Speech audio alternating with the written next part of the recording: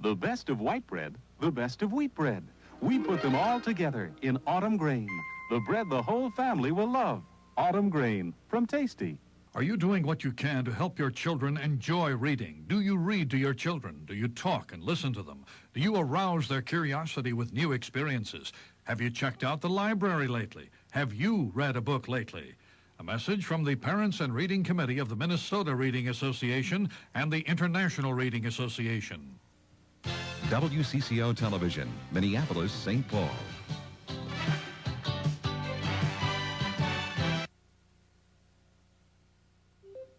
Serving and informing the Twin Cities for 4 decades. This is WCCO Television, Minneapolis, St. Paul. And now, Don Shelby, Pat Miles, Bud Kraling, and Ralph John Fritz bring you Channel 4's 5 p.m. report. Good afternoon, everybody. Thank you very much for joining us. It's another busy day at the state capitol with a long list of items developing there. In one corner of the capitol, deadlocks are finally broken on 2 key bills, nearly clearing the way for a special session. In another corner, lawmakers have upset some Minneapolis officials who claim they've been short-shrifted by the legislature. While in still another corner, Governor Perpich vows to take on the Bloomington mayor in a dispute over convention center proposals. But we begin this afternoon with those deadlocks, which have apparently now been broken. The governor says that this now clears the way for a special session to begin next week. Today, lawmakers announced compromises on both the education and on the controversial health and human services bills. The welfare agreement came after a marathon negotiating session lasting until 5:30 this morning. Under the plan, the state will pay employable people $201 a month while they look for work. After 6 months, they would be taken off general assistance. These people should and can become self-supporting after a short, intensive job search effort. Governor Perpich this morning praised lawmakers for the agreements and said he hopes the only remaining negotiators complete their work by Monday on funding for state departments. Our next item from the state capitol concerns city funding and a group of angry Minneapolis officials. They claim lawmakers have put them on the short end of the stick compared to years past and compared to the amount of funding that the suburbs got this session. Dave Nimmer here now with the story for us. Dave? Well, Pat, city officials say that Minneapolis did so poorly that Minneapolis will either have to begin cutting basic services or raising property taxes or doing both. The primary loss, say officials, is in the state aids, money to fund basic city services. The city of Minneapolis got a 2% increase over last year. That compares to an average 12% increase for the suburbs, says the city coordinator. And he fears that the city will suffer in the areas of school aids and pension fund contributions. And Pat, this is going to mean basic cutbacks in city services, perhaps even fire and police. It will almost certainly mean some reductions in the Civil Rights Department and the Equal Opportunity offices. Some of those are going to have to be combined. And the worst case guess by the city coordinator is that upwards of $10 million may have to be trimmed from the city's $158 million operating budget. So the news from Minneapolis, in a self-serving way, of course, from Minneapolis officials' standpoint, is not very good. Do they have a list of priorities, Dave, where they would start cutting if, in fact, they have to do that? I mean, what would go first and so on? They do. And the primary area is in the Civil Rights Department, Equal Opportunities offices. They find a way of consolidating some of those offices and perhaps eliminating 30 to 40 jobs. They don't want to touch fire and police because burglary rates have increased in the city of Minneapolis. Crime is on the increase. The legislature, Pat, says that Minneapolis got all the breaks before, and I'm sure Jim Lindow, who's here with us, feels exactly that way, that Minneapolis got the lion's share of state aids, that the legislature bailed out the city pension program to the tune of $6 million, and enough is enough, say the independent Republicans, and now the city ought to learn to do what the suburbs have always done, pay as you go.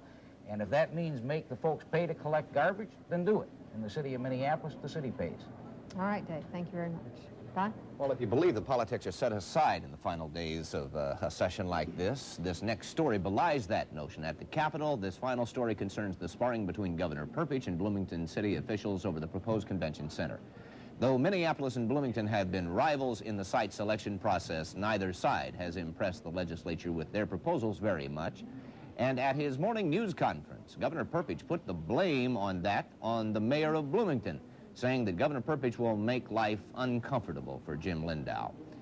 And I intend to spend some time in Bloomington this weekend and the first part of next week. I want to get together with that business community and tell them that they have a mayor who's not putting the best interests of their city. Now with us this afternoon to answer that charge, among others, is the Bloomington mayor, Jim Lindow. Pretty tough stuff from Governor Perpich that he's going to make your life uncomfortable. Does that bother you at all? Well, if he could succeed, obviously it would. But I think that the governor is failing to understand that his problem is with the legislature, not with the mayor of Bloomington. I can't vote for or against his convention center bill. Certainly I've had some thoughts about where it should be and how it should be built, but I'm not in the legislature to... What exactly was he talking about? Is he angry at you because you want a convention center built in Bloomington, or why is he saying that you're not serving the people of Bloomington very well? Well, that's absolutely false as far as serving the people of Bloomington. Well, I'm a far better judge of that than he. I think that the difficulty he's got is that he's frustrated at being unable to get a convention center built. I proposed to the Convention Center Commission months ago, when they first started to meet, that a convention center be built in Bloomington with private funds, that monies were available. I was turned down. They chose, the governor's hand-picked commission chose instead to spend $126 million in Minneapolis. So I went back to Bloomington and continued to work on a private convention center. There were some people say that that Minneapolis Convention Center site was greased from the very beginning, that Bloomington really wasn't in it. But then the other day, here comes Governor Perpich saying, Governor Perpich says, well, I kind of think I like the Bloomington position. Was he being absolutely candid from your point of view, or was he using you as leverage for the Minneapolis delegation? I suspect if he'd been trying to be candid, he would have told me rather than the press. I heard about it secondhand. He's never given any indication of supporting a Bloomington site from day one. He was using me as leverage to try to get the Minneapolis people to get their act together. If perhaps Minneapolis had put their act together early on, they could have appeared before the legislative committees that they've missed and made their case. The independent Republicans in the House are saying that they're not going to pass a convention center bill because it hasn't had any hearings. It didn't have any hearings because there was never a cogent proposal brought over there that they could vote on. So I think there's a fair amount of frustration in the governor's position. So you're making the governor's life just a little bit miserable by representing Bloomington's best interest from your point of view. Did he ever try to offer you a deal of any kind to back you out of that position? I spent my life as a commodity trader, and I think I know a deal when I see one. And what he offered me was not a deal. He offered to pay some interest on the debt that Bloomington will incur by lending money to the state to finish Cedar Avenue. Interest on our own money in exchange for my support of the Minneapolis Convention Center. He wasn't going to do that this year. He suggested that he might give me that support next year. It did not have the makings of any kind of a deal as far as I could see. But Governor Perpich will say, Lindow, you are just making life tough. We're not going to have this convention center as long as you're in there, and you don't have a developer. You don't have a developer. Governor Perpich doesn't know what I have. I think as time goes on, I'll be able to dispel that notion, and if in the meantime he gets support for Minneapolis Convention Center, I can go away, and we'll see what happens. But you're going to continue to fight until further notice to get a convention center built in Bloomington. If the governor thinks that his threatening me will cause me to recant and support his position, that's wrong. I will continue to do what I believe is best for Bloomington, and in this case, probably for the whole state. All right. Jim Lindow, the mayor of Bloomington, involved in a bit of political fisticuffs with Governor Perpich today. Thank you very much. On the eve of its hearings on the Scott County prosecutor Kathleen Morris and her future, the Morris Commission has narrowed its witness list. Commission counsel Kelly Gage said that they may call only about 20 witnesses. Gage has also said that the panel has not been able to substantiate all of the charges made against Morris, but that some new areas will be explored. The hearings are scheduled to start next Thursday. Still to come on the Friday Five, Minneapolis police investigate the death of a man found this morning in his apartment near the Guthrie Theater, while another large theft ring has been broken up in the Bryn Mawr area. Right now it is 8 minutes after 5 o'clock.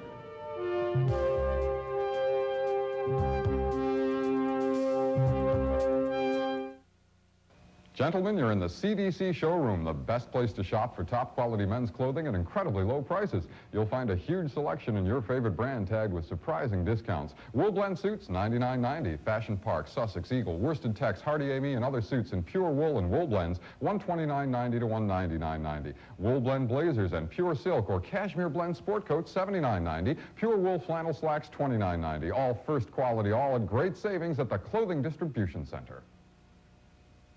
When the bell rings, school breaks. When the bell rings, the fever breaks. The fever breaks. The fever of the flavor of Pringles! There's a golden rule when you break out of school. With a can of Pringles, you're a fan of Pringles. It's a deep-fried taste. It's a crispy crunch. Now, I get the fever for the flavor of a Pringles. Love the deep-fried taste of the crispy crunch. So break now for Pringles, you'll love the bunch.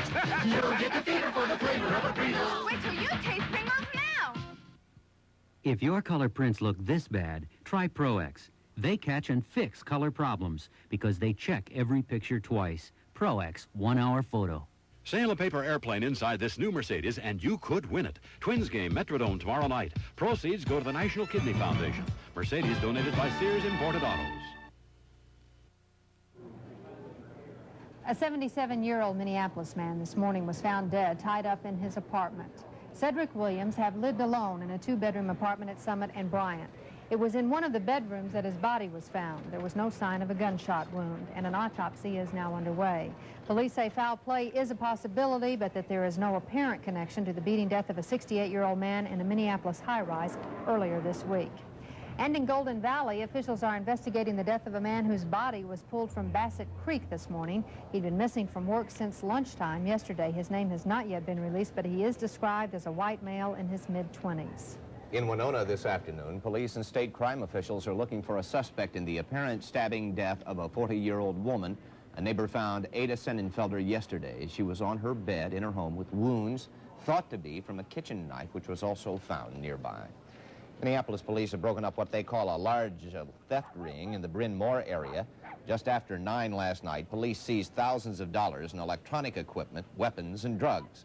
Some of those goods apparently came from Wisconsin. Thought the bulk of it is believed to have been stolen from nearby homes.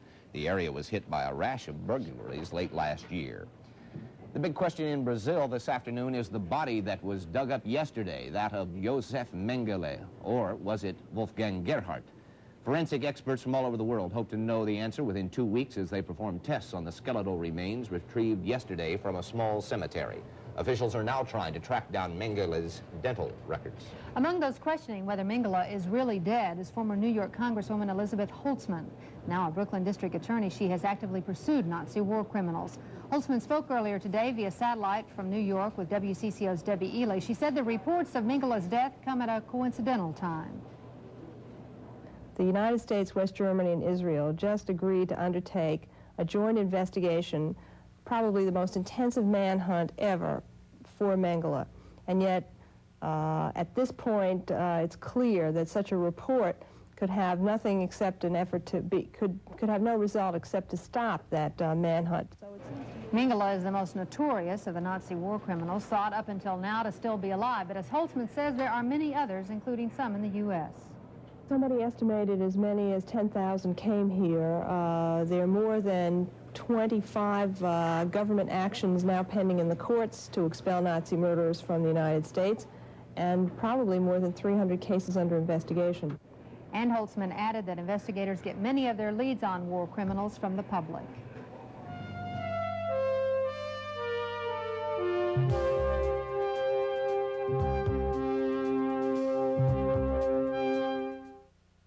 It's National Frigidaire Week now. The only time this year We've got hot deals to save cold cash on refrigerators, ranges washers, and dryers. savings just keep going higher. Save big as prices fall.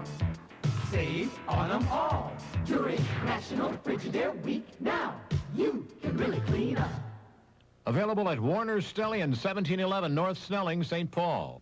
Mobil One Synthetic Motor Oil. The technology behind it gives this driver engine protection he can depend on.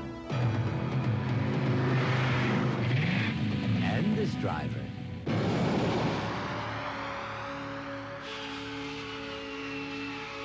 driver. And this driver. Mobile synthetic oil technology. There's no finer engine protection on Earth or anywhere else. Summer, the perfect time to break from burgers and dive into Taco Bell's taco salad.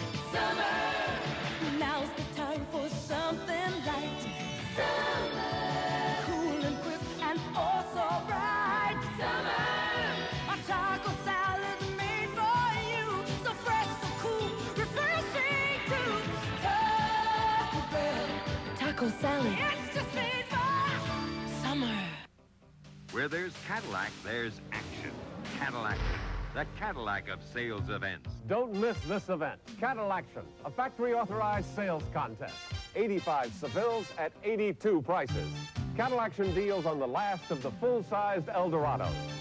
From $13,000 to $36,000. We've got the Cadillac you want at the price you want. This is where the action is. Cadillac, the sensible choice at your Twin Cities Cadillac dealer. Little self-control, baby, just can't stay out. Yo, we might mention briefly here today that young man right there, Mr. Prince, I think, is 25 years old today. And we're told that there are celebrations on tap tonight right here in the Twin Cities, the location yet to be pinned down. But the rumors are indeed flying that the rock star will be on hand to pop some of the bubbly. Mr. Prince, 25 years old today. We ought to hear it for him. He's a Gemini. No, we're not invited. But sorry, we weren't invited. He never invites me to his birthday party. Were you invited to Prince's birthday party? No, my invitation must still be in the mail too, Pat, I'm sure, as well as yours and Don's. Right now, though, looking at traffic, westbound Highway 12, I think people are trying to rush home and change for the Prince concert. You can see a little bit of a slowdown. We had a minor accident out there earlier that is still causing some backup. It is starting to move a little better now, though. Also, the crosstown area is a little slow through there, but then, of course, southbound 35W. But otherwise, things are moving along pretty much normally this afternoon. So we're going to be back to you a little bit later with hopefully pretty much the same kind of report. All right, great. You know, I find this interesting. Bud Kralin was invited, though. You know that Bud, we were talking about this yesterday. You're busy, right? Bud is a Gemini. Yes. Prince is a Gemini. Right. Dave Moore is a Gemini. Right. Dave Nimmer is a Gemini. Oh. Denise, the makeup lady, is a Gemini. AJ and Roger. Who are AJ and Roger? The directors are Geminis. I'm a Gemini. I think we ought to have a party. But we don't have any money compared to him. No, to Prince, I know. Well, we did have a little warm, humid day today. 87 has been our high for this afternoon. Dew points were a little toward the sticky side. So we kind of joined some cities here where you usually expect it to be in the 80s and a little humid this time of the year. Singapore was 82, Rome 82, and Athens 84, and we hit 87 in the Twin Cities. But it's sunny. 87, 58%, 58 degrees. We haven't used dew point for a while.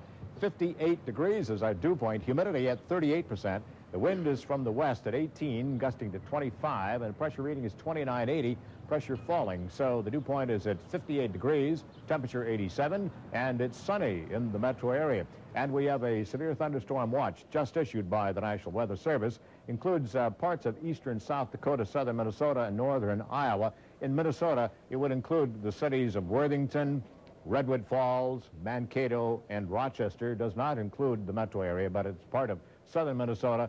A severe thunderstorm watch in effect until 11 o'clock tonight, and we've got some thunderstorms in that watch area now. They run really along the Minnesota River, Redwood Falls down to Mankato, down to Blue Earth, south of Rochester around Harmony, and there's been a pretty good thunderstorm at La Crosse. It moved down the river from Winona, and winds along that area were at 45 miles an hour. We've got another isolated thunderstorm in eastern South Dakota at Willow Lake. That's between Watertown and Huron, where they've had some heavy thunderstorms and winds up to 58 miles an hour in that area. Thunderstorms heaviest over the Tennessee and Ohio Valley. There are severe thunderstorm watches from Tennessee to the Carolinas, a tornado watch from Tennessee down to Georgia for the remainder of the evening, and we've had some warm temperatures again southeast and thunderstorms. New Orleans in the 90s and up through Memphis at 87, half-inch of rain there. New York in the 70s today. The hot spot right behind me, Thermal, California, was 110 degrees this afternoon.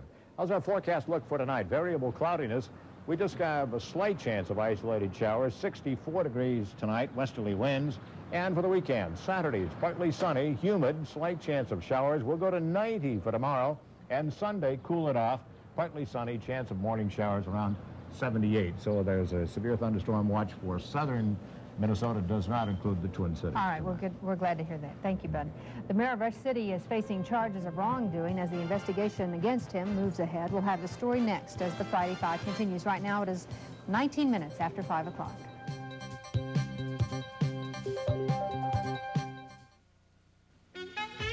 Feeling hungry?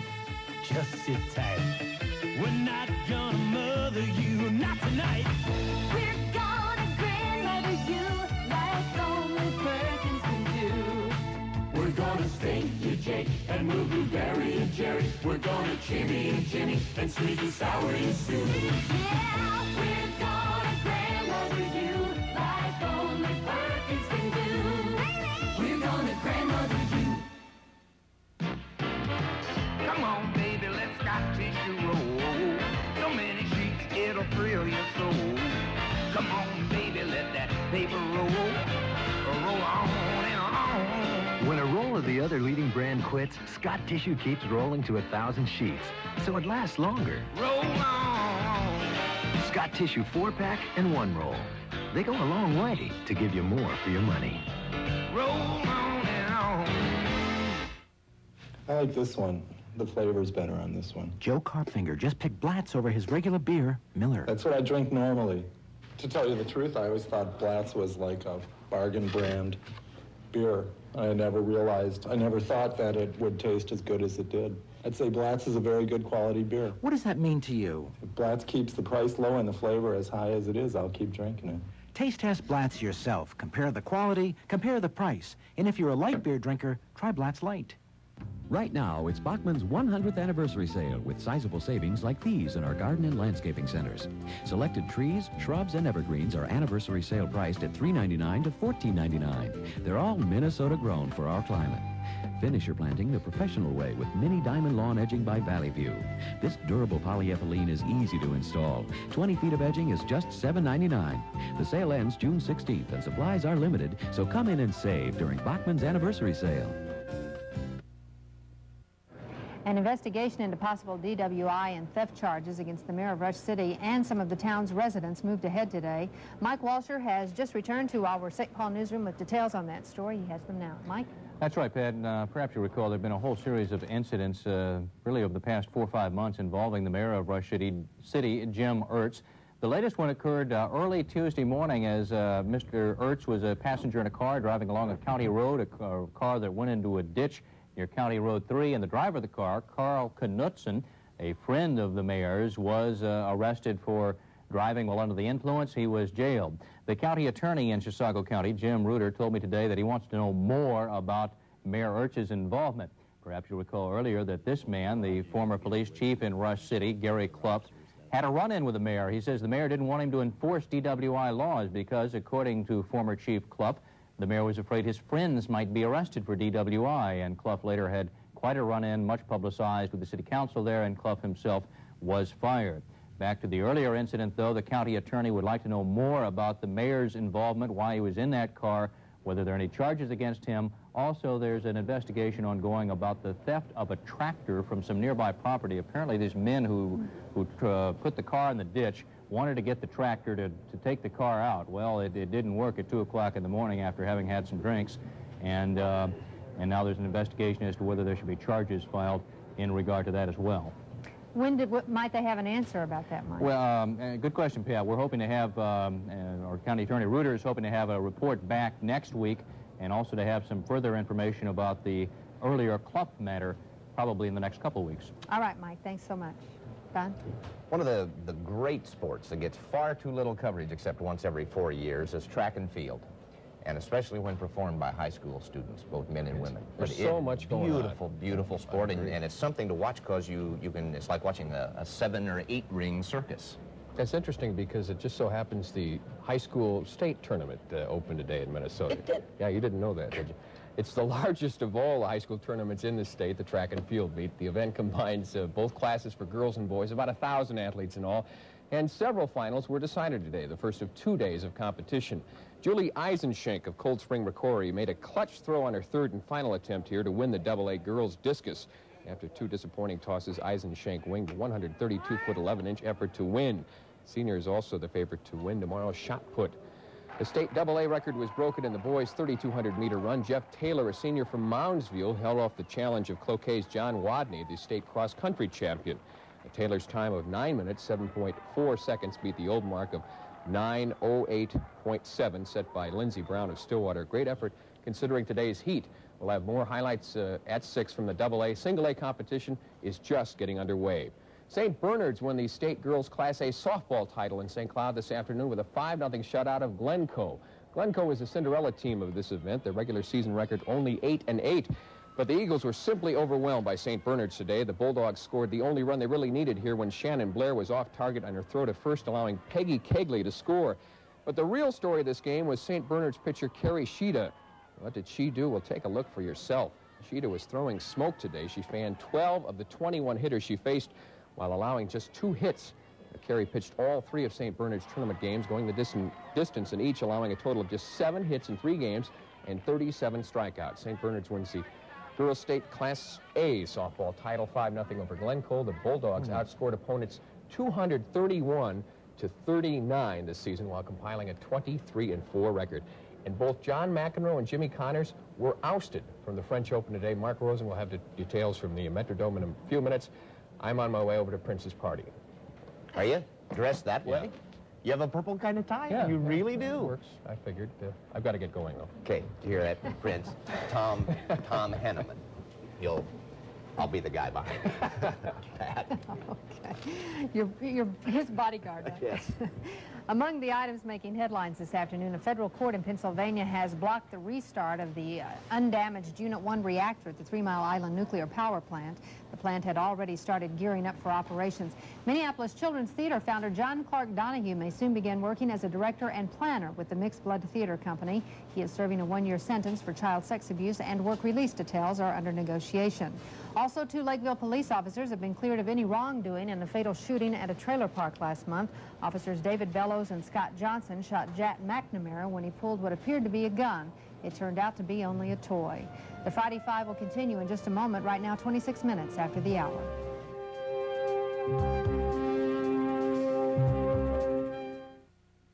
I remember opening the checkbook one day, and all of a sudden there was too much month left at the end of the money.